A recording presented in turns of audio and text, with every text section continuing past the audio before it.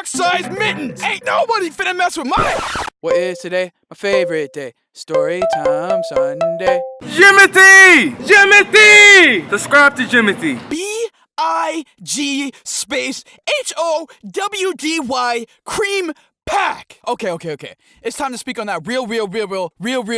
Now, shout out to my boy Soblings from the Cream Pack Discord. He suggested that I speak on a fight that I got into back in the day. Now, before I start this episode, I just want to preface this with the fact that I am an older cream bar now, much wiser, and deep down inside, I know that fighting is never the answer. And now that I got that disclaimer out of the way, if you see a dude named Craig walking down the street with my old iPhone charger and a bag of Cool Ranch Doritos, hit me up so I can pull up like a pamper and give that boy the mittens. I let him stay at my crib last week because his third baby mama kicked him out again for sitting at home eating Cheerios all day, and this boy had the nerve to swipe my cell phone feeding tube like my loved one said, pull the plug. I don't even care that this shit is more frayed up than the end of a rope, and I got shot damn near every time I used it. It's about the principality, okay? Anyways, like I said, fighting is never the answer. Nonetheless, back in my days, your boy was a goon savage with way too much childhood angst ready to be unleashed. Now, I was never going out looking for fights. That really wasn't my thing. I like to stick to myself and mind my own business.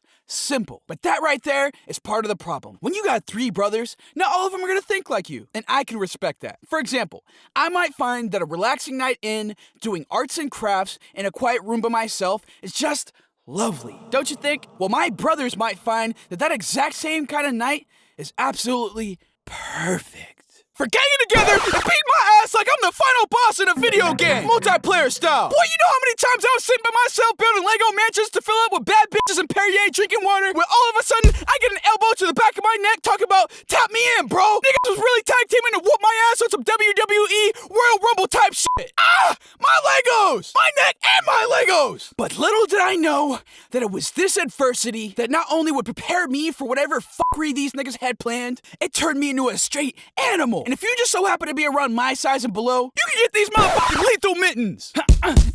Hey, don't worry, 6 foot, 250 pound NFL type niggas. I still don't want no smoke with you. I wasn't training like that with my brothers. But if you happen to have a malnourished younger cousin that ain't seen sunlight in about 3 weeks, but got more Fortnite W's than that boy Ninja, send that nigga my way if we got beef. He gon' wish he had the boogie bombs with him.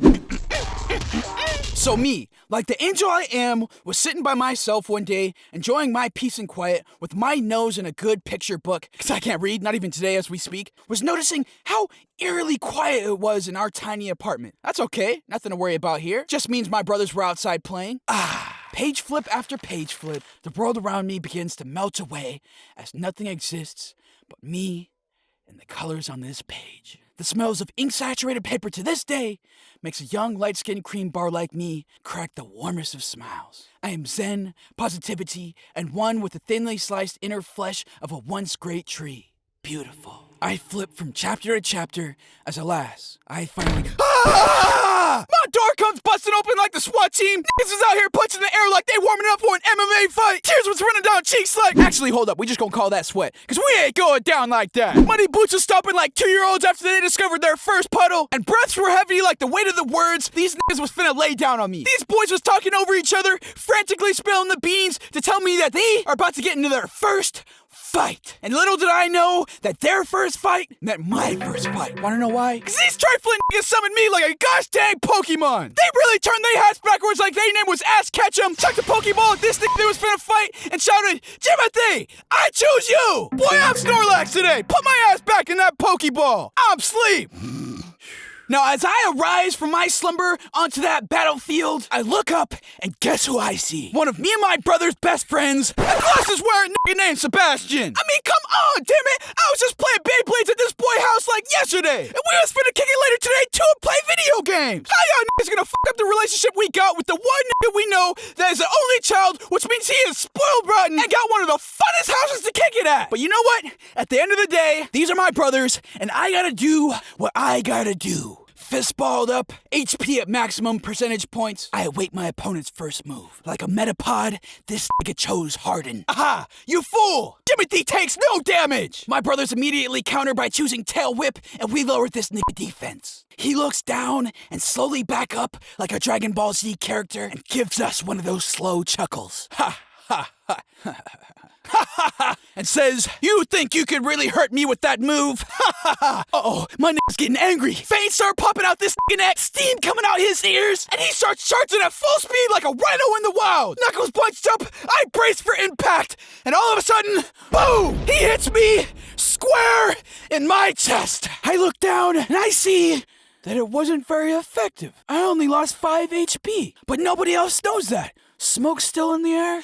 Ah! My brothers start screaming because they think they finna have to take my ass back to Nurse Joy to revive me. A nigga named Craig starts shouting out, "Fight!" As all the kids within shouting distance gather around to see the battle of the century. And my pride is in the stands backing up his things, ready to hit the bar, because even he thinks I'm finna get my cheeks clapped by a nigga wearing bifocals named Sebastian. Whole time, I'm sitting there thinking, damn, he really ain't gonna fight me back to play Super Smash Brothers, now is he? Well, if you're gonna burn a bridge, why not set the town on fire too? I like my s'mores extra crispy anyways. My fist became the match. Cranking back my popsicle stick towards the end zone was the kerosene. And with the might of every arsonist in existence, I lit that boy's face up like a candlelight vigil.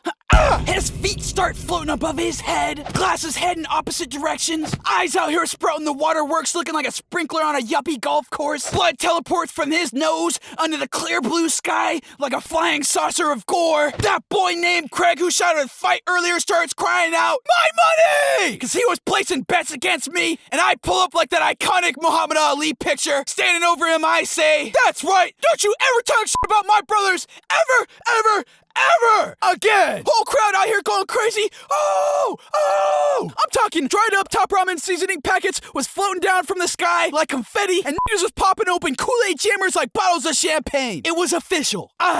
Big Jimothy, won the fight. And as we, my brothers and I, walked back to the house, I began to reflect and think, damn, if it wasn't for these niggas always whooping my ass, I would have never been prepared for that moment. And if it wasn't for my brothers, I would have never gotten that fight in the first place. But, hey, they prepared me for that. And honestly, like 20 minutes later, we was cool with that boy Sebastian, but it was never really the same. Moral of the story. Let your family fuck you up every once in a while. They do it out of love, and you never know when those life lessons will come in handy and keep you protected in a tough situation. With that being said, I love you, and see you next week. Don't melt, because a milkshake can... No. Hold up. Fuck that. Which one of you has got an Xbox or a Nintendo I can borrow? I still ain't been able to catch up on my video games since this nigga Sebastian stopped cooling with us like that. Boy, I'm sorry. I didn't even want to fight you in the first place. Come on, bro. It ain't even that serious. People already done forgot about the fight already, but I still ain't forgot about the good times we used to have. Your mama made the best pizza bagels too. I know you can't eat all that by yourself. I'm sorry.